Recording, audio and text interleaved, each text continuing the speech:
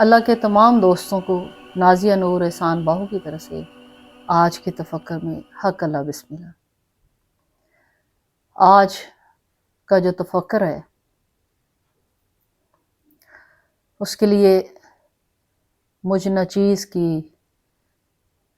جو زبان ہے وہ بیان کرنے سے قاصر ہے، کیونکہ یہ ایک عظیم صحابی رسول کے بارے میں، رفیق خاص،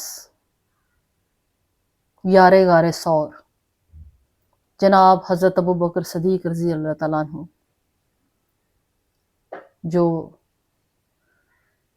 ایک عظیم روشن ستارہ، ایک عظیم صحابی رسول، خلیفہ رسول، عاشق رسول، امیر المومنین، جو 573 AD یعنی مسیح کے بعد مکہ میں پیدا ہوئے۔ اگر عمر کے لحاظ سے دیکھیں تو آپ محمد صلی اللہ علیہ وسلم سے یعنی اپنے قلب کے محبوب سے 2 سال چھوٹے تھے۔ آپ کا یعنی حضرت ابوبکر صدیق کا تعلق قریش کی ایک معزز شاخ سے تھا، شاخ بنی تمیم سے آپ کا تعلق تھا، اور چھٹی پشت میں جیسا کہ آپ جانتے ہیں آپ کا جو شجرہ تھا وہ حضرت محمد صلی اللہ علیہ وسلم سے جا ملتا ہے۔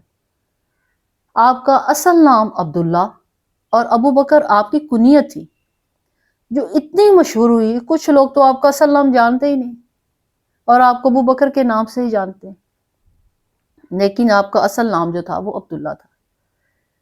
اسلام قبول کرنے کے بعد آپ کو صدیق کا لقب ملا، اور یہ لقب جو تھا نبی کریم صلی اللہ علیہ وسلم کی طرف سے آپ کو عطا کیا گیا تھا۔ آگے جا کے اب میں گوش گزار کروں گی کہ آپ کو یہ لقب جو ہے کیوں عطا کیا گیا تھا۔ آپ کے والد کا نام ابو قحافہ اور والدہ کا نام سلمہ تھا، لیکن آپ کی والدہ جو تھی وہ ام الخیر، یعنی والدہ کی کنیت ام الخیر تھی، اس نام سے زیادہ جانی پہچانی جاتی تھی اور مشہور تھی۔ آپ سب جانتے ہیں جیسے کہ سامعین ناظرین کہ حضرت ابوبکر صدیق رضی اللہ تعالیٰ عنہ کا پیشہ تجارت تھا، اور آپ اپنی ایمانداری کی وجہ سے، اپنی ذہانت فصاحت کی وجہ سے انتہائی جو تھے مشہور تھے۔ آپ نے کئی موقع پر اسلام لانے سے قبل بھی نبی صلی اللہ علیہ وسلم کو تجارت میں مدد دی۔ آپ اتنے ایماندار اور صادق سمجھ جاتے ہیں کہ آپ کا شمار جلد ہی ایک چوٹی کے تاجروں میں آپ کا شمار ہونے لگا، صرف اپنی ایمانداری کی بنیاد پر، اپنی صداقت کی بنیاد پر، اپنی بصیرت اور محنت کی بنیاد پر ایک امیر تاجر کے طور پر آپ جانے جانے لگے۔ حضرت ابوبکر صدیق قلب سلیم کے مالک تھے، عاشق رسول تھے۔ یوں تو عزب وسیع کہ جس بھی ہم زندگی کے پہلو کو انالیسس کریں، ہر ان کی جو بھی کھولیں گے وہ اپنی مثال آپ ہوگا۔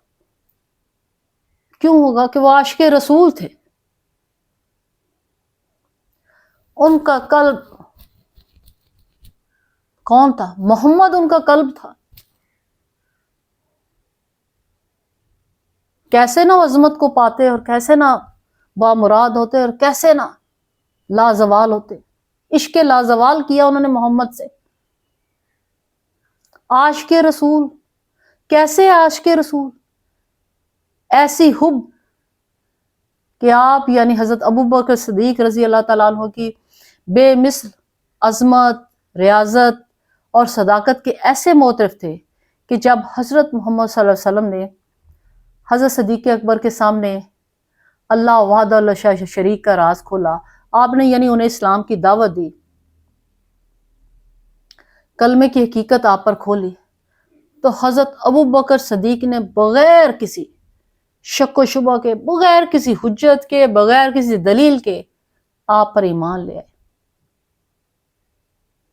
نبی صلی اللہ علیہ وسلم فرماتے ہیں کہ ہر شخص جس سے میں نے راہ حق کی طرف بلایا، ہر شخص نے کچھ سوچا ایمان لانے سے پہلے، حق قبول کرنے سے پہلے ہیلے حجت سے کام لیا سوائے ابو بکر کے.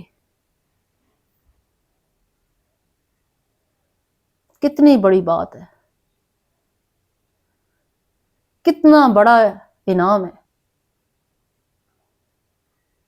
کہ میرے آقا دو جہاں، میرے نبی، میرے محمد حضرت ابو بکر کے قلب آپ کے موترف رہے. حضرت ابو بکر صدیق رضی اللہ تعالیٰ نے جب اسلام لائے تو پھر انہوں نے لا الہ الا اللہ محمد رسول اللہ کے مشن کو آگے بڑھایا. آپ نے نبی صلی اللہ علیہ وسلم کی اجازت سے اپنے قبیلے میں، ساروں سے پہلے اپنے قبیلے سے کام شروع کیا. آپ قبیلے میں اپنے تشریف لے گئے بنی تمیم میں. تو جب آپ اپنے قبیلے میں پہنچے تو سب سے پہلے آپ نے حضرت طلحہ زبیر کو اسلام کی دعوت دی، جنہوں نے آپ کی دعوت قبول کر لی.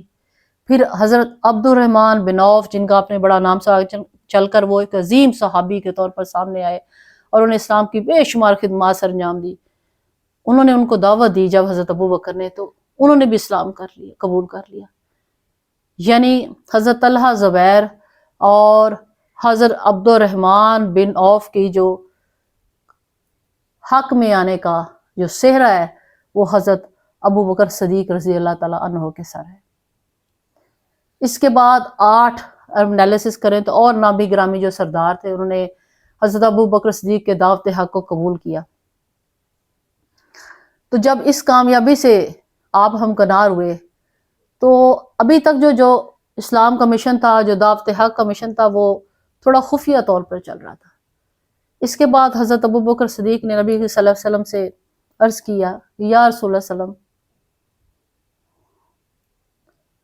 اے اللہ کے محبوب، اے میرے محبوب، اے میرے قلب. انہیں درخواست کی کہ میں اسے اب اوپنلی اور سر عام چلانا چاہتا ہوں، مجھے اس کی اجازت دیں. آپ نے اجازت مرحمت فرمائی. تو حضرت ابو بکر وہ پہلے شخص تھے کہ اللہ کے رسول سے اعلانیہ دعوت کی اجازت ملنے کے بعد آپ نے خانہ کعبہ میں اللہ اور اس کے رسول کی دعوت کو برسر عام پھیلانے کی کوشش کی. جب آپ نے پھیلانے کی کوشش کی تو کیا ہوا؟ آپ کو بے شمار مشکلوں کا سامنا کرنا پڑا. چاروں طرف آپ پر گھونسوں ڈنڈوں کی بارش کر دی. اہل مکہ نے آپ کو لہو لہان کر دیا. آپ کو اتنا زد و کوب کیا گیا، اتنی تکلیف پہنچائی گئی. اس عظیم اسلام کے جانباز کو، اس عظیم یارغار کو آپ کے ساتھ اہل مکہ نے اتنی بد سلوکی کی کہ آپ نہیں مردہ ہو گئے، آپ بے ہوش ہو گئے. جب شام کو ہوش آیا، آپ نے آنکھ کھولی تو اپنی انہیں کی پرواہ ہی نہیں تھی. وہ جس کے عشق میں مستغرق تھے، جس کی ذات میں فنا تھے، یعنی محمد کی ذات میں وہ فنا تھے، آنکھ کھولتی پوچھنے لگے اللہ کے رسول کیسے؟ یعنی آپ کو اللہ کے رسول کی فکر ہے. عشق کا یہ عالم تھا، جذب کا یہ عالم تھا، فنا فی رسول کا یہ عالم تھا کہ الفاظ میں بیان کرنا مشکل ہے. پھر کیوں نہ آپ کا مقام ہو. اس طرح آپ سنتے آئے، پڑھتے. ایک دوسرا واقعہ یہاں گوش گزار کروں گی اور اس کو اپنے مشتق عمل کی نظر سے انالیسس کروں گی کہ آپ یعنی نبی کی صلی اللہ علیہ وسلم حرم کعبہ میں نماز پڑھ رہے تھے. بعض روایات کے مطابق ابو جہل نے، بعض کہتے ہیں اونٹ کی اوجڑی، بعض کہہ رہے ہیں کہ کپڑا آپ کی گردن کے گرد جو ہے نعوذ باللہ لپیٹا اور آپ کا گلا دبانے کی کوشش کی، آپ کو نعوذ باللہ قتل کرنے کی کوشش کی.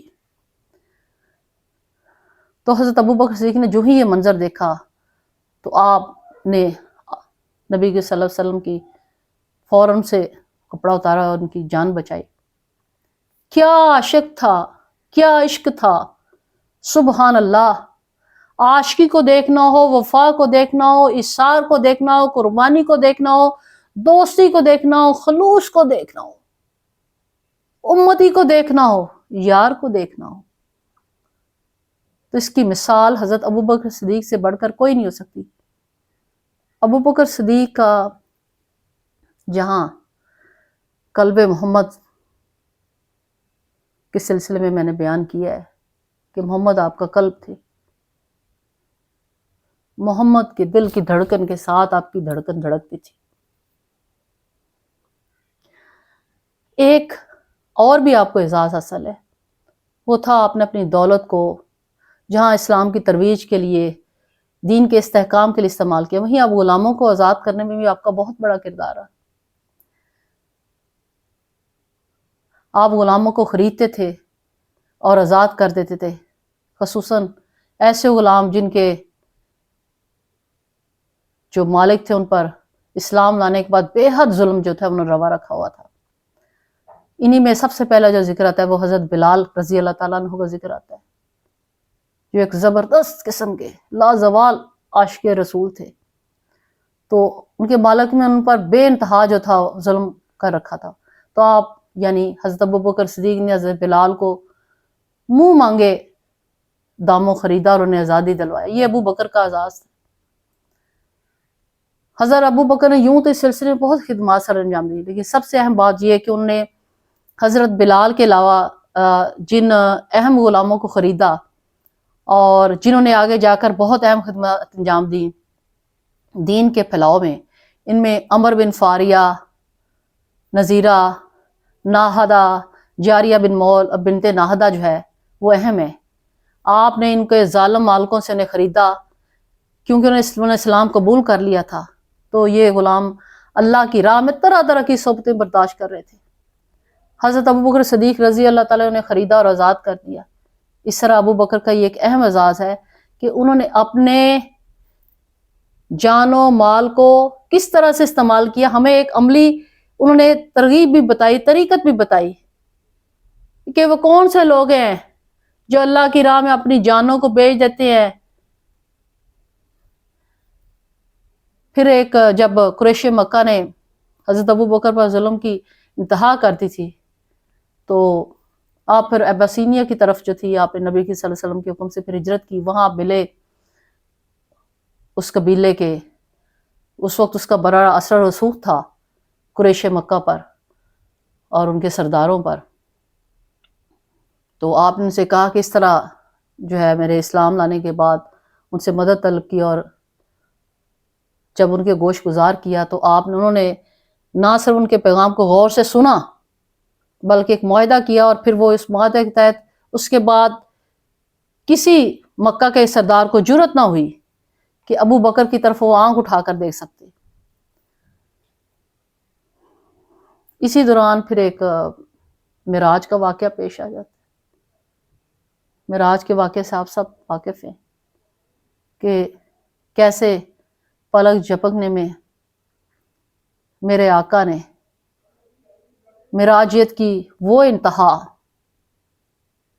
جو کہ خدا نے صرف اپنے محبوب کے لیے رکھی تھی وہ طے کر لی، اور اگلی صبح جب حضرت محمد صلی اللہ علیہ وسلم نے جب یہ واقعہ بیان کیا تو لوگوں نے ان کے رفیق خاص یار خاص سے پوچھا، 2 دفعہ پوچھا، پھر 3 دفعہ پوچھا کہ آپ اس کی تصدیق کرتے ہیں؟ تو آپ نے کہا میرے آقا میرے محمد نے جو کہا وہ بالکل سچ ہے، میں اس کی تصدیق کرتا ہوں۔ اگر میرے آقا میرے محمد میرے محبوب میرے قلب نے، میری سانس میری آنکھوں میرے دل و دماغ نے یہ بات کہی ہے، میرے یار خاص میرے آقا نے یہ بات کہی ہے، تو پھر یہ درست ہی ہوگی۔ جب حضرت ابوبکر صدیق نے اس واقعے تصدیق کی تو نبی کی صلی اللہ علیہ وسلم کی طرف سے آپ کو صدیق کا لقب دیا گیا، ٹروتھ فل، سچ بولنے والا۔ یہ ان کا آنر تھا جو انہیں اس عظیم ہستی کی طرف سے ملا جس کے لیے کائنات تخلیق کی گئی، جس کے نور سے آپ اور میں تخلیق کیے گئے، جس کے نور سے اسی نور محمدی کے قطرے سے ابو بکر تخلیق کیے گئے۔ تھوڑا سا میں یہاں پر غار ثور کا بھی واقعہ بیان کرتی چلوں، آپ صلی اللہ علیہ وسلم کی حوالے سے، اور خصوصاً حضرت ابوبکر صدیق نے جو عظیم خدمات انجام دی اس حوالے سے میں سلام پیش کرتی ہوں کہ جب کفار مکہ نبی صلی اللہ علیہ وسلم کے قتل کا منصوبہ بنایا تو کس طرح آپ نے اللہ کے رسول کے ساتھ غار ثور میں پناہ لی۔ قرآن مجید میں سورہ توبہ میں اس کا تذکرہ ہے، اور خصوصاً آیت نمبر 40 میں کہ انہوں نے کس طرح پناہ لی، اور میرے مالک نے چونکہ اپنے محبوب کی حفاظت کا وعدہ فرمایا تھا تو کس طرح مالک نے، میں نے بتایا تھا آپ کو پہلے، کلمہ طیبہ کی حفاظت فرمائی اور مکڑی کو وحی کے ذریعے جالا بنا، کفار مکہ کو ناکامی ہوئی اور وہ پیچھے ہٹ گئے۔ اس کے بعد 3 دن آپ نبی کریم صلی اللہ علیہ وسلم کے ساتھ یہ عظیم صحابی یار غار ثور حضرت ابوبکر صدیق، جن کا قلب محمد تھا، جن کی نظر محمد بن گئی ہوئی تھی، جن کے ہاتھ پاؤں سر تا پاؤں محمد کی ذات میں فنا تھا، انہوں نے 3 دن گزارے اور جب کفار وہاں سے ناکام ہو کر چلے گئے تو پھر وہ مدینہ کی طرف انہوں نے ہجرت کی۔ یہ سوچیں تو اس میں ایک ایسا عظیم، اس میں ہمارے لیے جو ہے وہ لیسن چھپا ہوا ہے، اس میں ایک تفکر چھپا ہوا ہے۔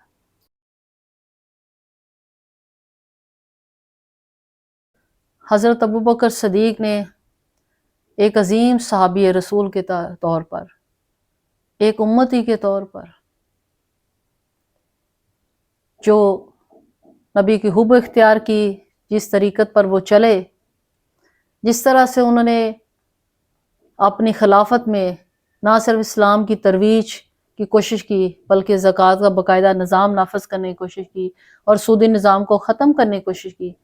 آج اس وقت بھی ان کے عظیم جو ہے جو انہوں نے درس دیا اپنی خلافت کے ذریعے، اپنی طریقت کے ذریعے، اپنے عمل کے ذریعے، اس کو ہمیں ریوائیو کرنے کی ضرورت ہے، اس کو اپلائی کرنے کی ضرورت ہے،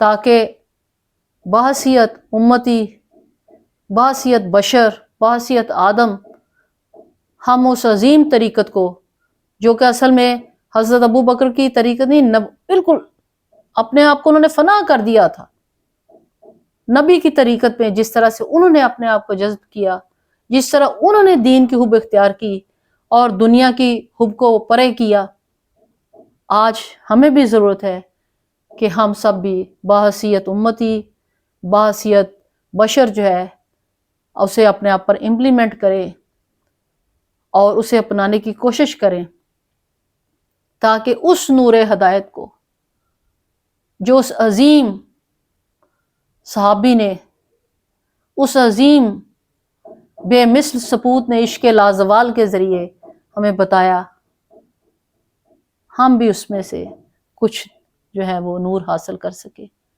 ہم بھی اس میں سے کچھ حصہ وصول کر کے بحیثیت جو ہے نائب اپنا حق ادا کر سکے، نبی کے حقیقی امتی بن سکے۔ آئیے آج میں اور آپ مل کر اس کے لیے قدم بڑھاتے ہیں، آپ کی یعنی حضرت ابوبکر کی تعلیمات کو غور سے پڑھتے ہیں اور ان روشن راہوں پر چلنے کی کوشش کرتے ہیں۔ اللہ تعالیٰ آپ کا اور میرا حامی و ناصر ہو۔ انشاءاللہ پھر کسی اور وقت مزید اس عظیم صحابی جو کہ اپنی ان خدمات کے نتیجے میں نہ صرف یار، ایک اہم بات جو آپ کو جس پر میں کلوز کرنا چاہوں گی کہ آپ نے اتنی جو لازوال محبت کی، اس کا ثمر مالک نے یہ دیا کہ آج آپ گنبد خضرا میں نبی صلی اللہ علیہ وسلم کے پہلو میں آپ مدفون ہیں۔ 22 جمادی الثانی کو آپ نے وصال فرمایا اور ہمیشہ کے لیے بے مثل ہو گئے۔ نبی کی محبت میں جو مستغرق ہوا، جو جذب ہوا، وہ فنا ہوا، اصل میں اس کو ہی بقا ہوا، جس پر ہمیں سوچنے، سمجھنے اور تدبر کرنے کی ضرورت ہے۔ میں آپ سے اجازت چاہوں گی، اگلے تفکر کے لیے انشاءاللہ پھر آپ سے بات ہوگی۔ اجازت دیجیے، حق اللہ بسم اللہ۔